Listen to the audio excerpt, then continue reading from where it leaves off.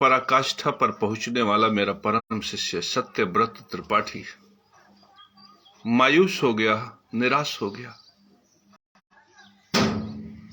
गुरुओं में जिसकी अगाध श्रद्धा है, बड़े बड़े पंडाल, बड़े बड़े मठाधीशों के सामने जो नतमस्तक हो गया, साष्टांग हो गया, अपने सर को उनके पैरों में रख दिया, वह मेरा परम शिष्य सत्यव्रत त्रिपाठी मायूस हो गया, दुखी हो गया, निराशा के भंवर में डूब गया। उसने मुझसे कहा कि सद्गुरु महाराज, मैं बड़े बड़े आश्रमों में गया, मठाधीशों से मिला, सन्यासियों से मिला, गुरुओं से मिला, आचार्य से मिला, महामंडलेश्वर से मिला और शंकराचार्य से मिला, सबसे मिला, सबने आशीर्वाद दिया। सबसे मैंने आग्रह किया कि मेरे जीवन में परम योग, परम ज्ञान, परम संन्यास घटित हो। सबने एक ही बात कही, काम, क्रोध, लोभ, मोह का परित्याग करो, कामना और संभोग का जीवन में परित्याग करो।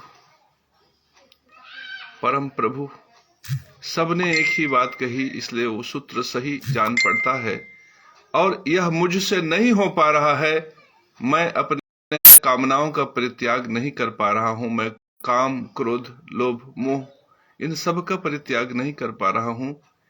इसलिए हे सद्गुरु महाराज, हे केशव महाराज, अब मैं घोर निराशा को प्राप्त हूं। अब उम्मीद नजर नहीं आती, अब शरीर, आत्मा, मन सब क्षीण होता, कमजोर होता चला जा रहा है। अब ऐसा लगता है कि मैं अपने आप को अधोगति में प्राप्त हो रहा हूं। मेरे परम शिष्य सत्यव्रत त्रिपाठी का ये शब्द सुनकर मैं दुखी हो गया, थोड़ा कष्ट में भी हुआ, स्तंभित हुआ और हल्की सी हंसी भी आ गई। मैंने कहा, सत्यव्रत, तुम उन सभी से श्रेष्ठ हो जिनके पास तुम गए। तुम्हारी अवस्था उनसे बेहतर है। जहां तुम गए फिर भी तुम उनके शब्दों से दुखी हुए जा रहे हो। जिनका ज्ञान तुम्हारे सामने तिनके के बराबर भी नहीं है, तुम ज्ञानी विद्वान हो, फिर भी तुम उनके शब्दों से दुखी हो जा रहे हो। उनके सूत्र ही गलत है और वह गलती आज की नहीं है। सदियों सदियों पहले किसी ने गलती की, कहा काम, क्रोध, लोभ, मोह नरक के द्वार हैं। बस दूसरे ने सुन लिया, तीसरे ने सुन लिया, चौथे ने सुन लिया, 200, 500, 1000 वर्ष तक चलता आया। अब वो रटा रटाया सा हो गया। काम, क्रोध, लोभ, मोह नरक के द्वार हैं और तुम कामनाओं को त्याग नहीं सके, क्रोध को संतुलित नहीं कर पाए, मोह का परित्याग नहीं कर पाए, तो तुमने सोच लिया कि तुम्हारा जीवन नरक के समान हो गया, तुम एक निकृष्ट मनुष्य हो गए। तुमने ऐसा सोच लिया। सत्यव्रत, इससे बड़ी मूढ़ता क्या हो सकती है? मेरे परम प्रिय शिष्य सत्यव्रत, तू खड़ा हो जा, तू एक ऊंचे सिंहासन पर बैठ जा। मैं तुझे नारायण भगवान से प्राप्त विशिष्ट विद्या से मैं तेरा मार्गदर्शन करूंगा। जो तुझे शंकराचार्य से प्राप्त नहीं हुआ, जो तुम्हें आचार्य से प्राप्त नहीं हुआ, उस हज में तुझे मुझसे प्राप्त हो जाएगा। मेरे परम प्रिय शिष्य, इस संसार में काम, क्रोध, लोभ, मोह इन चारों को त्यागने की आवश्यकता नहीं, बल्कि इन्हीं चारों के मदद से तो सृजन होता है और जिनसे सृजन हो सकता है उनका परित्याग करना यह बिल्कुल हास्यास्पद है। त्यागना है तो अन्याय, अनीति और अधर्म का परित्याग करो। अन्याय और अनीति ये दो शब्द ही अधर्म का बोध कराने वाले हैं, लेकिन शब्दों का संतुलन बना रहे इसलिए मैंने तीनों का एक साथ प्रयोग किया, अन्याय, अनीति और अधर्म। मेरे परम प्रिय शिष्य, भगवान जब सृजन करने को उत्सुक हुए तब उनके मन में वासना का उदय हुआ। उन्होंने भी पुरुष और प्रकृति की रचना की। उन्होंने मनु के साथ शत्रुपा का निर्माण किया, जिससे काम के भाव का संचार हो, भोग हो, संभोग हो, तब जाकर सृजन हुआ। जिस मार्ग से हम आए हैं उसी मार्ग से हम ईश्वर तक पहुंच सकते हैं। ईश्वर ने भोग और संभोग के मार्ग से हमारा सृजन किया, हम भी भोग और संभोग के मार्ग से ईश्वर को प्राप्त कर सकते हैं। इसलिए काम वासना से भागना यह तो पलायन है।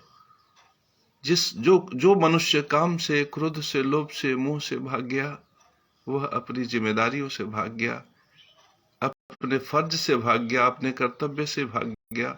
ऐसा कर्तव्य से भागा विमूढ़, मूर्ख, उसकी संसार में कभी गति नहीं हो सकती। मेरे परम प्रिय शिष्य, समझने का प्रयास कर। ये जो काम का भाव है अद्भुत है। यह प्रेम और आकर्षण से पैदा होता है। प्रेम और आकर्षण से पैदा होने वाला यह काम का भाव, प्रेम और आकर्षण से पैदा होने वाला यह काम का भाव कभी किसी का अहित नहीं कर सकता, बल्कि यह सृजनात्मक है। यह जोड़ने का काम करता है। यह योग का काम करता है। यह योगियों का गुण है। यह धर्मात्मा का गुण है।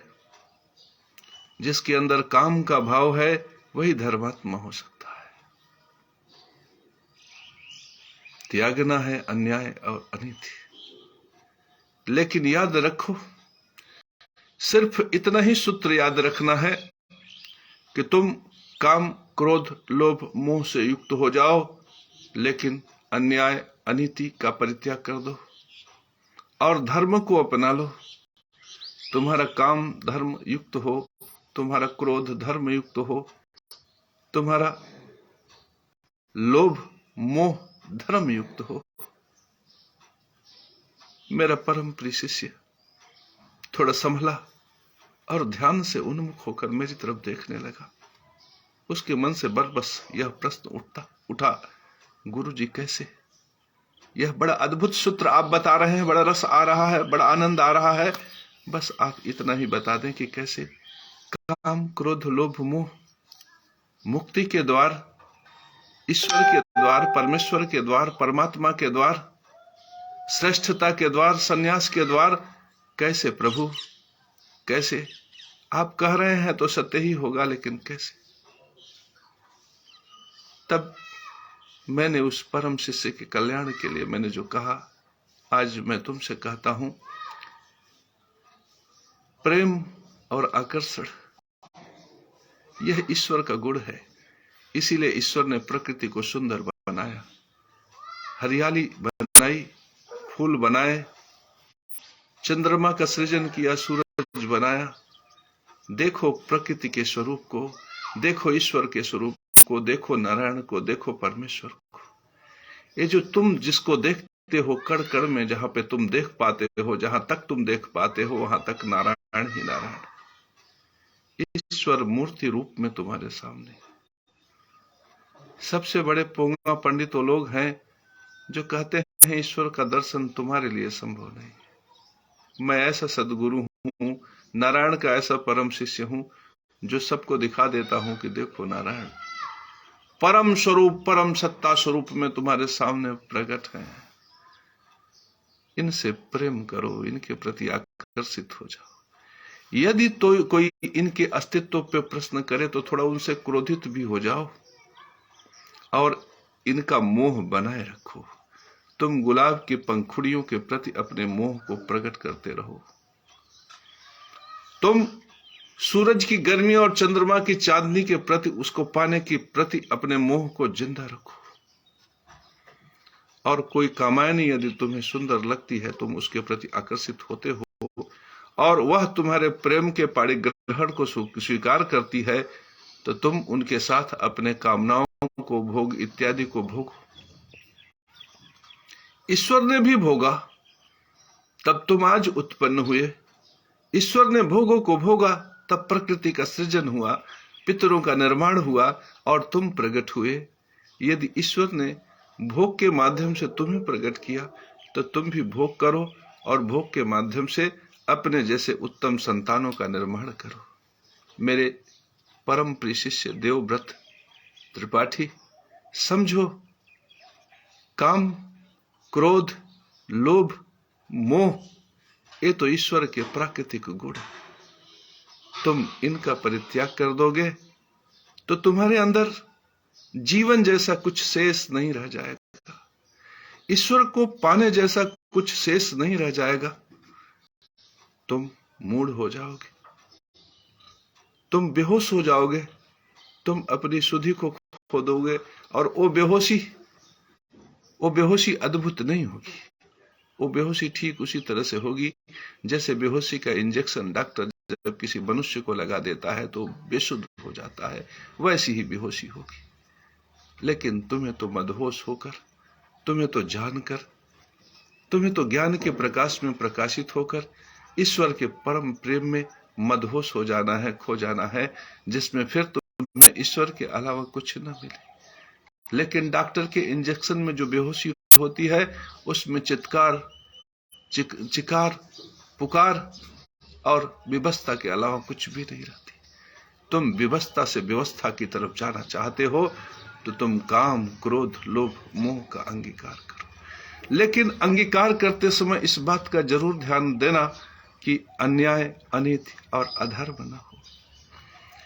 इस संसार में मनुष्यों को जितना कष्ट काम, क्रोध, लोभ, मोह से नहीं है, उससे कहीं ज्यादा या कह लीजिए लगभग पूरा का पूरा कष्ट अन्याय, अनीति और अधर्म से है। मेरे परम प्रिय शिष्य, तुम लोभ करो, तुम पुत्र के लिए लोभ करो, तुम परमात्मा के लिए लोभ करो, तुम सोने चांदी के श्रृंगार के लिए भी लोभ कर सकते हो, लेकिन वह लोभ अन्याय और अनीतिपूर्ण न हो। तुम कामना करो और तुम कामना में सूरज और चंद्रमा के लिए भी कामना करो, तुम उसके प्रकाश के लिए, उसके चांदनी के लिए कामना करो। तुम प्रकृति से कामना करो, तुम गुलाब के फूलों की कामना करो, तुम मधुर के मधुरता की कामना करो, तुम गीत संगीत का कामना करो, तुम परम ऐश्वर्य, परम वैभव की कामना करो। लेकिन याद रहे कि यह कामना तुम्हारा अन्याय पूर्ण न हो।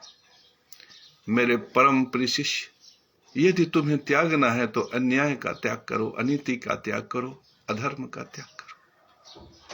मैं तुम्हें बताता हूं कि काम, क्रोध, लोभ, मोह ये सब सृजन के द्वार हैं, ये सब निर्माण के द्वार हैं, ये सब व्यापकता के द्वार हैं, विस्तार के द्वार हैं, ईश्वर के मार्ग की तरफ बढ़ने का द्वार है, ईश्वर से प्रेम करने, योग करने, यह योग की अवस्था है। और जो इस अवस्था से ईश्वरमय हो जाता है, वह योग की परम अवस्था में वही योगी संसार में श्रेष्ठ है।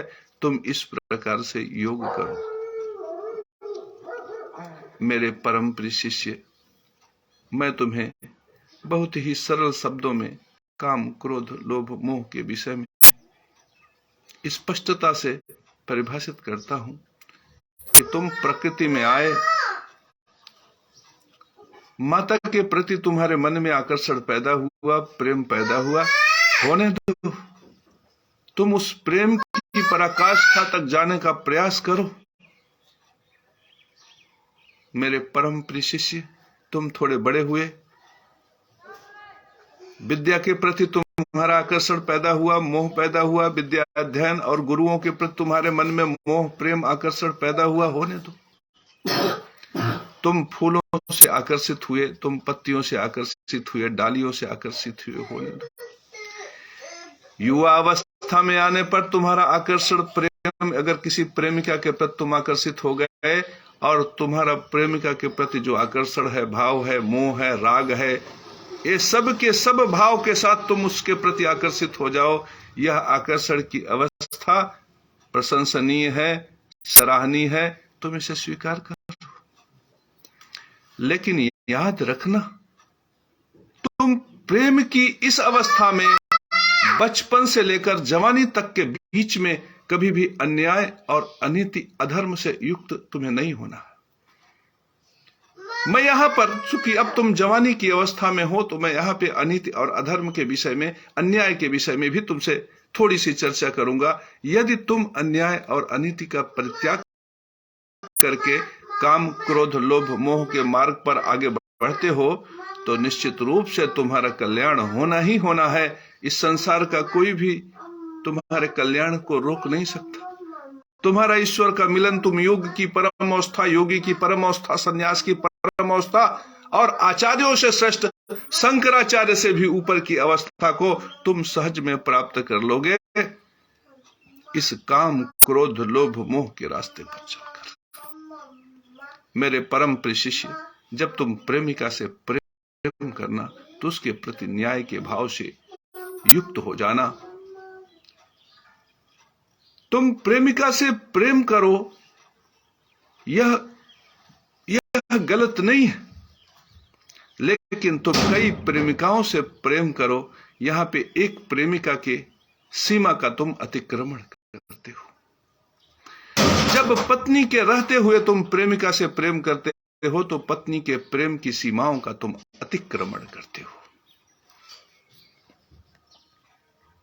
जब तुम बहुत से स्त्रियों से प्रेम करने का भाव अपने मन में पैदा करते हो, तब तुम अलग अलग स्त्रियों के जो सीमाएं हैं, प्रेम की सीमाएं हैं, उसके सीमाओं का तुम अतिक्रमण करते हो।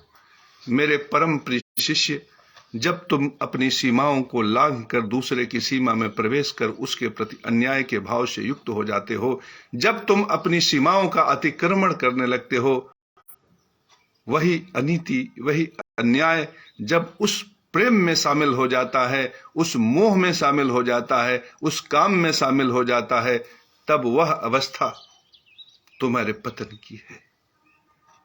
एक विराट सन्यासी, जिसके पंडाल में लाखों लाखों करोड़ों करोड़ों की भीड़ है, जो मंच से प्रवचन देते समय तुम्हें मंत्र मुग्ध कर देता है, राम और कृष्ण की कहानियां बताने में तुम्हें उलझा देता है, उसके पास परम वैभव भगवान से कृष्ण भगवान नारायण की कृपा से प्राप्त होता है। यहां तक ठीक है, उसने कृष्ण से प्रेम किया, राम से प्रेम किया, वैभव होना स्वाभाविक है।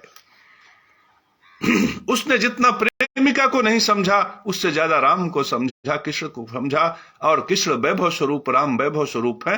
वैभव का होना परम आवश्यक है, और हुआ। लेकिन जब उसने गरीब का 4 बीघा जमीन ऐसे ही लिखवा लिया, जब उसने अपने आश्रम बनाने के लिए गरीबों की जमीनें हड़प ली, जब उन्होंने अन्याय और अनीतिपूर्ण तरीके से दूसरों की संपदाएं हड़प ली, यहां पे उनकी कामना में अन्याय आ गया। तो मेरे परम प्रिय शिष्य, कामना करना बुरा नहीं। यदि सन्यासी ने अपने लिए स्त्री की व्यवस्था कर रखी है, शादी विवाह कर रखी है, उसने परिवार बसा रखा है, तो भी कोई बात नहीं है, योग की अवस्था पर है। लेकिन यदि सन्यासी ने अपनी स्त्री के होते हुए भी पराई स्त्री के प्रति प्रेम आकर्षण को प्रकट किया, उसके प्रति भोग संभोग का भाव प्रकट किया, और वह आम जन के बीच में प्रकट हुआ, यह पत्नी के सीमाओं का अतिक्रमण करने वाला कर्म है। यद्यपि यह भी प्रेम है, लेकिन यह प्रेम पत्नी के सीमाओं के, प्रेम के सीमाओं का अतिक्रमण कर रहा है। यह अन्याय हो रहा है। यह अन्याय उस सन्यासी को उस अवस्था से नीचे गिराने वाला है। तो तुम्हें अपने जीवन में अन्याय को शामिल नहीं करना है। यदि तुम काम, क्रोध, लोभ, मोह की रास्ते पर चल रहे हो और तुमने उसमें अन्याय को शामिल कर लिया, तो बस तुम्हारा पतन शुरू हो गया। इसका मतलब पतन के लिए केवल अन्याय जिम्मेदार है। और अनीति क्या है? जब तुम अन्याय के मार्ग पर चलते हो और अपने ज्ञान विद्या बुद्धि से उसी को श्रेष्ठ बता देते हो और जो सत्य है उसे गलत बताने का प्रयास करते हो, ऐसी नीति को अनीति कहते हैं। जैसे तुम बरसों बरसों से कहे जा रहे हो कि काम क्रोध लोभ मोह ये नरक के द्वार। अरे मूढ़, काम क्रोध लोभ मोह यही तो सृजन के द्वार हैं, यही तो निर्माण के द्वार हैं, यही तो परमेश्वर की प्राप्ति की तरफ उन्मुख होने का द्वार है, यही तो कामनाओं की पूर्ति का द्वार है। यह तो ऐसा द्वार है कि व्यक्ति को काम क्रोध लोभ मोह इनसे जो भाव उत्पन्न होते हैं, उन्हीं से परिवार बसा, उन्हीं से नौकरी हुई, उन्हीं से रोटी मिला, उन्हीं से पितृ कर्म हुआ, उसी से पितृ यज्ञ हुआ, उसी से ज्ञान यज्ञ हुआ, उसी से देव यज्ञ हुआ। यह तो अद्भुत है, परम अद्भुत है, एक उत्तम संस्कृति का निर्माण करने वाला है। तुमने इसे गलत बता दिया और तमाम के तमाम हजारों के हजारों लाखों के लाखों करोड़ों के करोड़े जो देव व्रत पाठी हैं, वे हीन भावना से अपराध बोध से ग्रसित हो गए। उनकी आत्मा, उनका मन, उनका शरीर मलिन हो गया, योग से विरत हो गए। तो तुम तो लोगों को योग से भटकाने का काम कर रहे। यह योग से जोड़ने का काम नहीं, योग से भटकाने का काम। तुम यदि कहे होते कि अन्याय अनीति अधर्म यह नरक के द्वार है तो समझ में आता। तुमने स्वर्ग के द्वार को नरक का द्वार कह दिया, तुमने काम क्रोध लोभ मोह को नरक का द्वार कह दिया। यह सूत्र ही गलत है। सूत्र है अन्याय अनीति और अधर्म ये नरक के द्वार है। यदि तुमने अन्याय की बात कही होती तो न्यायालय में न्यायाधीश के कुर्सी के नीचे बैठा पेशकार जो हर व्यक्ति से 200 रुपया पेशी लेता है, वह न्याय की सीमाओं का अतिक्रमण कर रहा है। 200 से प्रेम तो मुझे भी है, 200 से प्रेम आचार्य सुमित शुक्ला को भी है, 200 से प्रेम ब्रिजेंद्र कुमार को भी है, सबको 200 से प्रेम। लेकिन उसका 200 अन्याय से युक्त हो गया। वह पेशकार 200 ले, बहुत 200 इकट्ठा करे। वह पेशकार अंबानी हो जाए, टाटा हो जाए, बिरला हो जाए, किसी को कोई आपत्ति नहीं है। लेकिन वो न्याय की सीमाओं को अतिक्रमित करके 200 ले, भारत के संविधान के न्याय की गरिमा को कलंकित करके 200 ले। यहां पे उसका जो 200 के प्रति प्रेम है, 200 के प्रति मोह है, 200 के प्रति जो कामना है वो गलत है। 200 के प्रति मोह कामना गलत नहीं है। यहां पर जो है, जो बल का संरक्षण करके, जो न्याय का डर दिखाकर ये अन्याय के तरीके से जो 200 रुपया लिया जा रहा है, यह गलत है। मेरे परम प्रिय शिष्य, पत्नी की प्रशंसा करना, पत्नी से प्रेम करना, पत्नी के प्रति आकर्षण का भाव होना, उसके भाव भंगिमाओं की प्रशंसा करना, उसके सुंदर आंखों, उनके नैन नक्श, उनके दांतों और उनके चेहरे, उनकी आवृत्ति की प्रशंसा करना, अनुरंजन व्यवहार करना, मैटिंग व्यवहार करना, मैथुन व्यवहार करना, यह तो परम से ईश्वर की वंदना करने जैसा है। लेकिन तुम मेरा प्रवचन सुनकर पड़ोसी की औरत की वंदना करने मत चला जाना, क्योंकि वो तुम्हारी सीमाओं में नहीं, वो तुम्हारी परिधि में नहीं है। तुम अपनी सीमाओं का अतिक्रमित करके जैसे ही दूसरों की सीमाओं में प्रवेश करते हो, तुम्हारा प्रेम अन्याय और अनीति से युक्त हो जाता है। यही अधर्म तुम्हें अधोगति पर ले जाता है, यही अधर्म तुम्हें नष्ट कर देता है, यही अधर्म तुम्हारी योग को भ्रष्ट कर देता है, तुम योग भ्रष्ट हो जाते हो। तो योग भ्रष्ट मनुष्य की एक ही परिभाषा है, जो पथ भ्रष्ट है वह योग भ्रष्ट है। और पथ क्या है? सत्य का मार्ग। सत्य और धर्म में कोई अंतर नहीं, इसलिए धर्म का मार्ग ही सत्य का मार्ग है।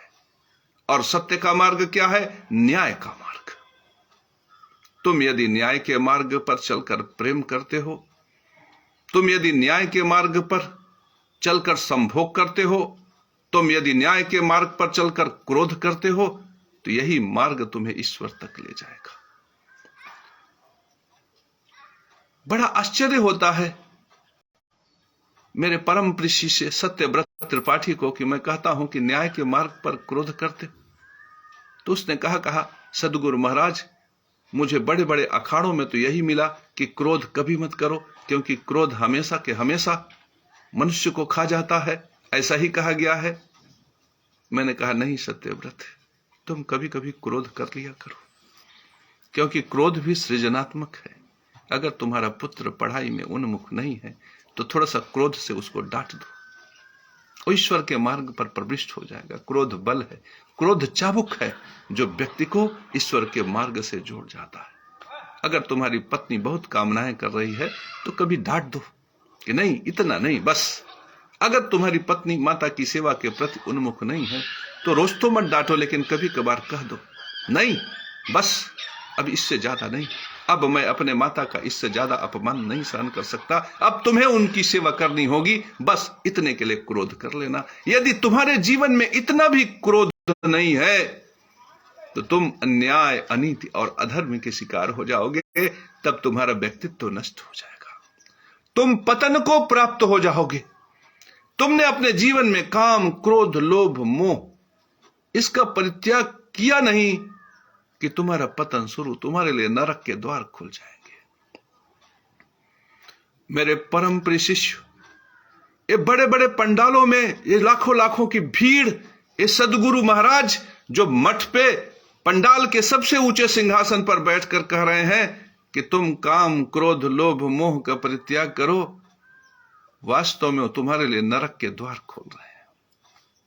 तुम जैसे ही काम, क्रोध, लोभ, मोह यह त्याग का भाव अपने मन में बसाते हो, तुम्हारा पतन शुरू हो जाता है और तुम नरकगामी हो जाते हो। तुम यदि स्वर्गगामी होना चाहते हो, तुम यदि योगी बनना चाहते हो, यति सन्यासी बनना चाहते हो, तो तुम काम, क्रोध, लोभ, मोह का परित्याग मत करो, बल्कि तुम परित्याग करो अनीति का, अन्याय का, अधर्म का। समझो इसको, अपने सीमाओं का अतिक्रमण करके कोई भी कामना अन्यायपूर्ण है, और जो अन्यायपूर्ण है वह प्राकृतिक धर्म के अनुकूल नहीं है, वही अधर्म है। और इस अधर्म का जब बखान होता है, जब मंच से कहा जाता है कि काम, क्रोध, लोभ, मोह इनका परित्याग करो, इस प्रकार की जो नीति है वही अनीति। तुमने देखा मंच का वो सन्यासी कैसे कहता है कि कामनाओं का परित्याग करो, अपना पैसा मुझे दे दो। तुमसे तो कहा कि कामनाओं का परित्याग कर दो, और फिर कहा अपना मुझे दे दो। तुम मुझे दे दोगे तो तुम्हारा कल्याण हो जाएगा। स्वयं कामना से युक्त हो गया और आपको कामना का परित्याग करने के लिए कहा। जबकि सत्य तो यह है कि उसको कहना चाहिए था कि तुम कामनाओं का परित्याग मत करो, तुम भी कामनाओं से युक्त हो जाओ, और मैं धर्म में लगा हूं तो धर्म में काम के लिए तुम मुझे भी दे दो, मैं भी कामनाओं से युक्त हो जाऊं। मेरे परम प्रिय शिष्यों, तुम भी मंदिर निर्माण करो और मैं भी मंदिर निर्माण कर रहा हूं। जैसे तुम अपने स्त्री पुत्र में प्रेम करते हो, वैसे मैं लक्ष्मी नारायण भगवान के मंदिर से, धर्म से और धर्म के उत्थान से प्रेम करता हूं। मैं नारायणी संपदा से प्रेम करता हूं, मैं नारायणी व्यवस्था से प्रेम करता हूं, मैं सत्य से प्रेम करता हूं। जैसे तुम्हारी औरत को कोई दूसरा देखे तो तुम उससे नफरत करने लगते हो, वैसे ही मैं अन्यायी से नफरत करता हूं, अनीति से नफरत करता हूं, अधर्मी से नफरत करता हूं। एक शासक, एक अधिकारी वो कुर्सी पे बैठ गया और उसने कहा मैं फला शंकराचार्य का शिष्य हूं, मैं फला गुरु का शिष्य हूं, मैं फला अघोरी का शिष्य हूं, मैं तो बड़ा योग्य हूं, योगी हूं। और फिर उसने ठेकेदार से कहा कि 25% कमीशन मुझे दे देना। उसने ठेकेदार के सीमाओं का अतिक्रमण कर दिया, यहां अन्याय हो गया। और इस अन्याय के विषय में यदि उससे बात किया जाए तो तरह तरह के तर्क देकर समझाएगा कि नहीं ये सही है। यद्यपि यह सूत्र ही गलत है, लेकिन उस सूत्र को सही करने का प्रयास करेगा। यह अनीति है। और अन्याय और अनीति जहां दोनों इकट्ठे हो जाएं, उससे जो कर्म व्यवस्था उभर कर सामने आती है वही अधर्म है मेरे परम प्रिय शिष्य। इसलिए जीवन में यदि कुछ तुम बढ़िया करना चाहते हो, यदि तुम ऊर्ध्व गति को प्राप्त करना चाहते हो, यदि योगी बनना चाहते हो, यदि सन्यासी बनना चाहते हो, यदि परमार्थी बनना चाहते हो, यदि परमात्मा बनना चाहते हो, यदि परमात्मा की उज्जवल ज्योति में अपने आप को समाहित कर देना चाहते हो, यदि परम योगी की अवस्था प्राप्त करना चाहते हो, तो तुम परित्याग करो अन्याय का, अनीति का, अधर्म का। तुम्हें सीखना है तो तुम केशव महाराज से सीखो, न तो तुम उस पीठ पे बैठे सन्यासी से कुछ सीख सकते हो, न न्यायालय में न्यायाधीश के कुर्सी के नीचे बैठा उस पेशकार के पेशी लेने वाले कला से तुम कुछ सीख सकते हो, और ना ही तुम उस अधिकारी से कुछ सीख सकते हो जो अधिकारी अपने गुरु को बताता है कि मेरे शंकराचार्य जी गुरु हैं, और उन गुरु ने सिखाया क्या? 25% दे दो, 25% दे दो, 25% दे दो। वो 25 करट लगाया हुआ है, 25 करट लगाया हुआ है। और उनमें भी आश्चर्य, ऐसे लोगों के बहुत से समर्थक हैं, मुरलीधर की तरह न जाने कितने समर्थक, बहुत से समर्थक मिल जाएंगे ऐसे लोगों के, जो शंकराचार्य का नाम लेने पर बस, जो वो ऊंचे पीठ पर बैठा हो, जो सबसे बड़ा मंत्री, सबसे बड़ा सम्राट है, उसकी तरफ इशारा किया, बस शुरू हो जाएंगे। तब उनको 20% नहीं दिखेगा, तब उन्हें वो पेशकार का पेशी नहीं दिखेगा, तब यह नहीं दिखेगा कि पंडित का घर कैसे उजड़ गया, तब उन्हें यह नहीं दिखेगा कि हाईकोर्ट का आदेश कैसे बाबुओं ने कुछ पैसे के लिए पलट दिया, तब उनको यह नहीं दिखता। यहां पे सीमाओं का अतिक्रमण किसकी वजह से हुआ? कामनाओं के दुरुपयोग की वजह से, अन्याय की वजह से। यहां पे अन्याय हो गया, यहां पे अनीति व्यवस्था व्याप्त हो गई, यहां पे अधर्म व्याप्त हो गया।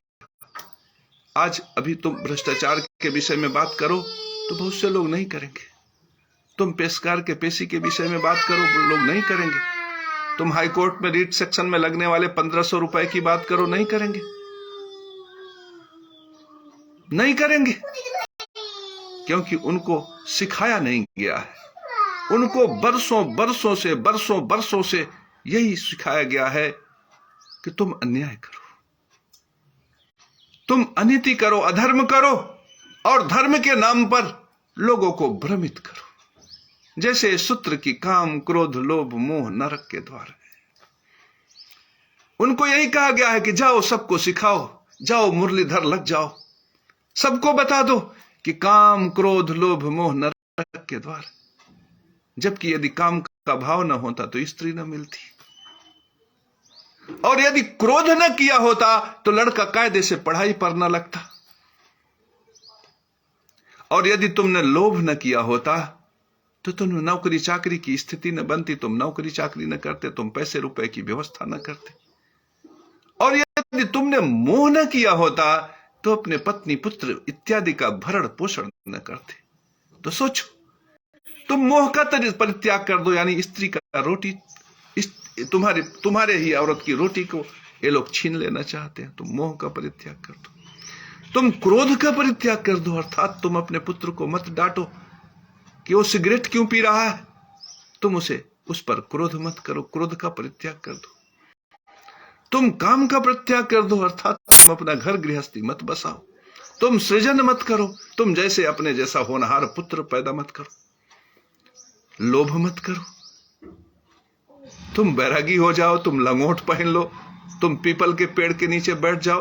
अरे यदि तुम इन सिद्धांतों में, अच्छा है कि बहुत तेरों ने इन सिद्धांतों का पालन नहीं किया, नहीं तो आज पूरे संसार में लंगोटधारी मिलते।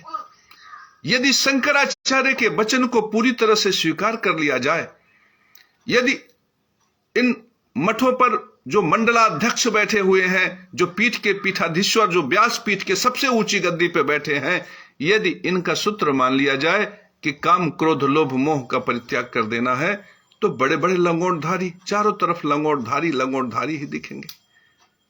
पीपल के वृक्ष के नीचे बैठने के लिए भी मार होने लगेगा, लड़ाई झगड़े होने लगेंगे, वहां भी पतन ही होगा, वहां भी सीमाओं का अतिक्रमण होगा, वहां भी अन्याय होगा, वहां भी अनीति होगा, वहां भी अधर्म होगा। कि पता चला कि पूरा का पूरा आर्यावर्त, पूरा का पूरा विश्व लंगोटधारियों से भर गया।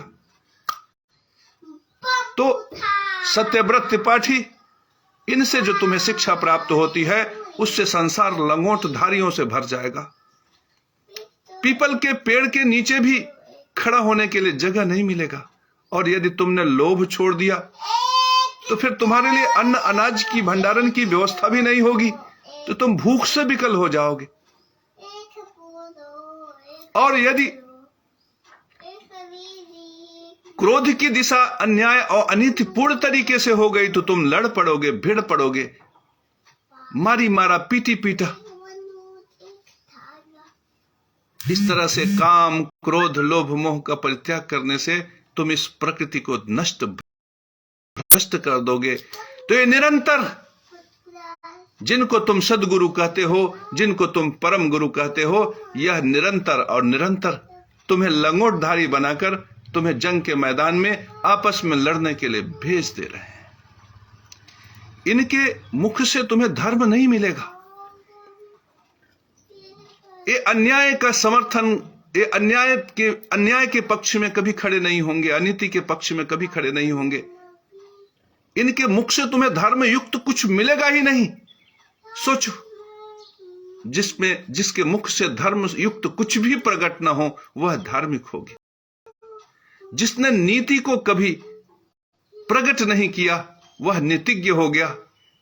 और जिसने कभी न्याय का संरक्षण नहीं किया, वह न्याय प्रिय हो गया। तुम जब काम के परित्याग की बात करते हो, तब तुम पत्नी के साथ अन्याय की बात करते हो। जब तुम क्रोध के परित्याग की बात करते हो, तो तुम पुत्र के भविष्य के उत्तम निर्माण से दूर भाग जाते हो। जब तुम कामनाओं के परित्याग की बात करते हो, तो रोटी के साथ अन्याय करने लगते हो। जब तुम लोभ से परित्याग करने की बात करते हो, तब रोटी के प्रति जो तुम्हारे अंदर भाव है, उस भाव के प्रति तुम अन्याय कर लेते हो। और जब तुम मोह को त्यागने की बात करते हो, तो तुम अपने परिवार के बंधन से केवल मुक्त नहीं होते, तुम परमेश्वर से भी दूर भागने लगते हो। क्योंकि परमेश्वर इस प्रकृति में अनंत अनंत स्वरूप में व्याप्त है। वह तो तुम्हारे पुत्र में भी है, पितृ स्वरूप में, पत्नी में भी है, और इस प्रकृति में देवता स्वरूप में है, और संपूर्ण ब्रह्मांड में नारायण स्वरूप में। तो तुम इस प्रकृति से भागकर, तुम स्त्री से भागकर, तुम प्रेम से भागकर, तुम आकर्षण से भागकर, तुम मोह से भागकर, तुम लोभ से भागकर, तुम क्रोध से भागकर कभी ईश्वर को प्राप्त नहीं कर सकते। तुम अगर भागना चाहते हो, तुम यदि भागना चाहते हो, तो अन्याय से भागो, अनीति से भागो। सिर्फ अन्याय और अनीति से भागने पर तुम्हें सहज में ईश्वर मिल जाएगा।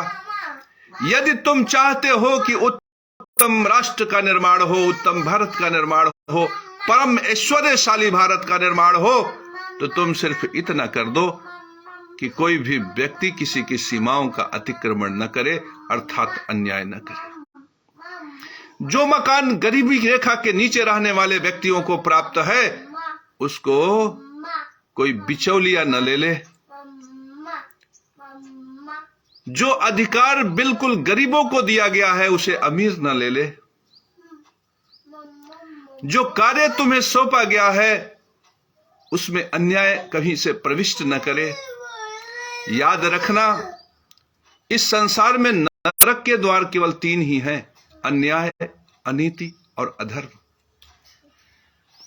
यही है जिसकी वजह से संसार पीड़ित है। यही वजह है जिसकी वजह से कचहरी लगते हैं, कोर्ट लगता है, थाना लगता है, पुलिस का दरबार लगता है। यदि समाज में अन्याय, अनीति, अधर्म समाप्त हो जाए तो ये लगना बंद हो जाएगा और यही से एक बहुत बड़ा व्यापार होता है। अन्याय का व्यापार कोर्ट कचहरी में देखो, अनीति का व्यापार थानों में देखो, आरटीओ दफ्तर में देखो, हर ऑफिस में आपको अन्याय, अनीति और अधर्म का व्यापार मिल जाएगा। वहां पे इसी चीज की सुनवाई होती है, इसी चीज का व्यापार होता है। और यह व्यापार इसलिए बढ़ता है क्योंकि ये जो मंच से बड़े बड़े लोग हैं कभी इसका विरोध नहीं करते। यदि मंच का बैठा शंकराचार्य, यदि मंच का बैठा मंडलेश्वर ये कहे कि ये जो पेशकार पेशी लेता है अन्याय है, बहुत बड़े अपराध समाप्त हो जाए, बड़े बड़े भाव, बड़े बड़े अन्याय, अनीति के मार्ग बंद हो जाए, मात्र उसके बंद होने से न जाने कितने लोग ईश्वर के प्रति उन्मुख हो जाएंगे, धर्म के भाव से युक्त हो जाएंगे।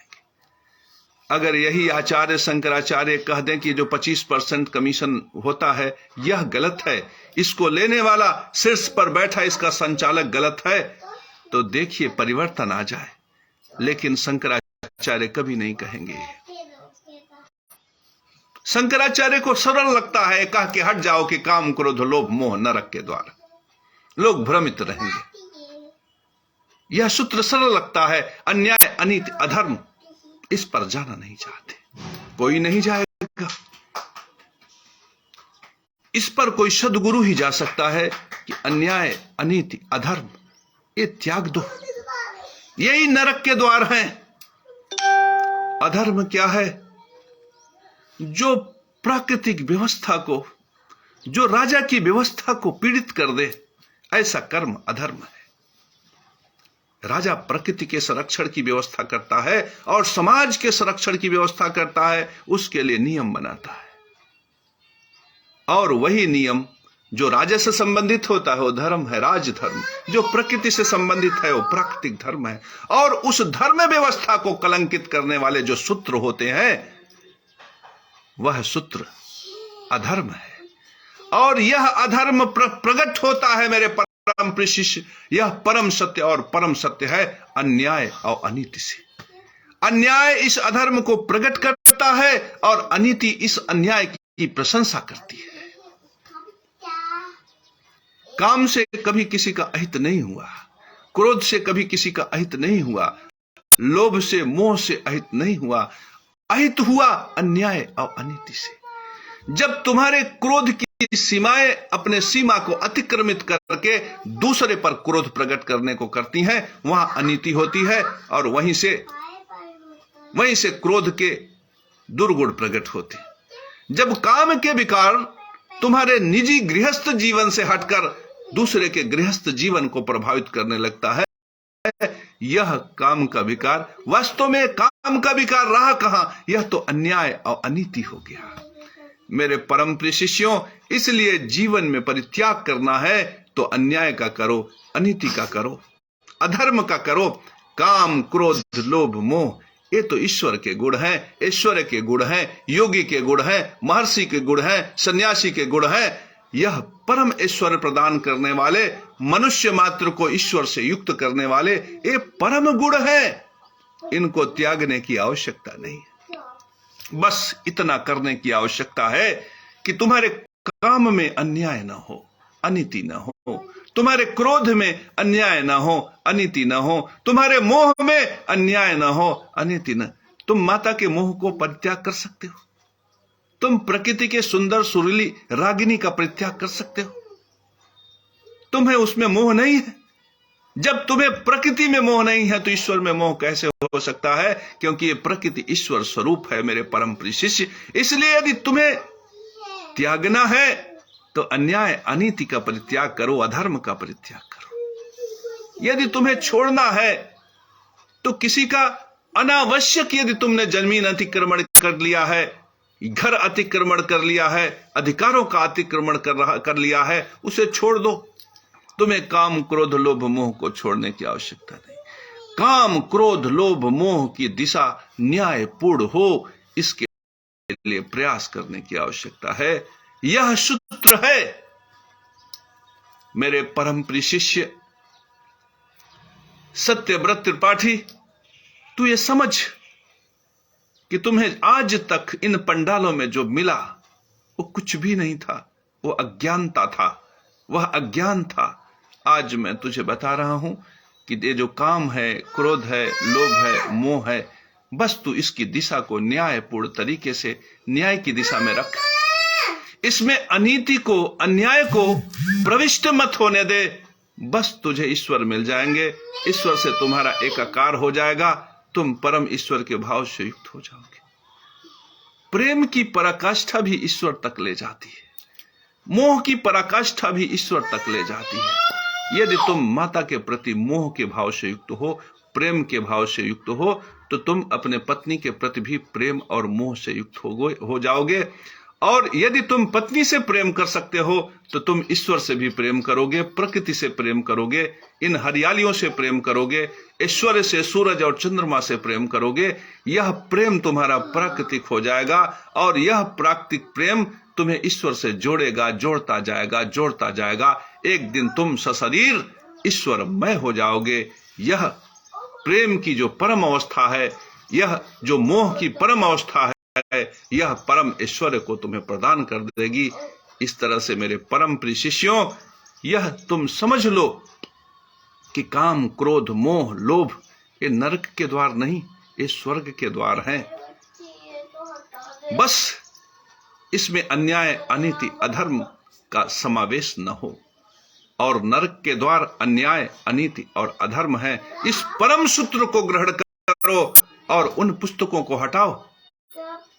सिर्फ उन पुस्तकों को अपने जीवन में धारण करो जहां लिखा हो अन्याय अनीति अधर्म, ये सब के सब नरक के द्वार है। राजा अगर अन्यायी है तो नरक के द्वार पर है। आचार्य यदि अन्यायी है तो नरक के द्वार पर है। अगर बड़े बड़े पीठ पर बैठा पीठाधीश्वर अन्यायी है तो नरक के द्वार पर है। मेरे परम प्रिय शिष्य, इस परम सूत्र को ग्रहण करो, तुम्हारे अंदर ताजगी आ जाएगी, तुम्हारे अंदर स्फूर्ति आ जाएगी, परम चेतना आ जाएगा। तुम आज ही अपने पत्नी के प्रति प्रेम के भाव से युक्त हो जाओगे। तुम आज ही अपने माता के प्रति परम प्रेम के भाव से युक्त हो जाओगे। यदि तुम आज ही अपने राष्ट्र के प्रति, अपने राष्ट्र के संविधान और न्याय के प्रति परम प्रेम के भाव से युक्त हो जाओगे और तुम्हारे जीवन में कल्याण की घंटियां बजने लगेंगी। तुम्हारे जीवन में ईश्वर का भाव प्रकट होने लगेगा। तुम परम संन्यास की अवस्था में पहुंच जाओगे। तुम संन्यास के भाव से युक्त हो जाओगे और तुम ज्ञान की शिखर पे पहुंचकर तुम तत्वदर्शी, तत्वज्ञानी और परम वैज्ञानिक, परम ज्ञानी की अवस्था प्राप्त कर लोगे। इस तरह से तुम्हारा परम कल्याण होगा मेरे परम प्रिय।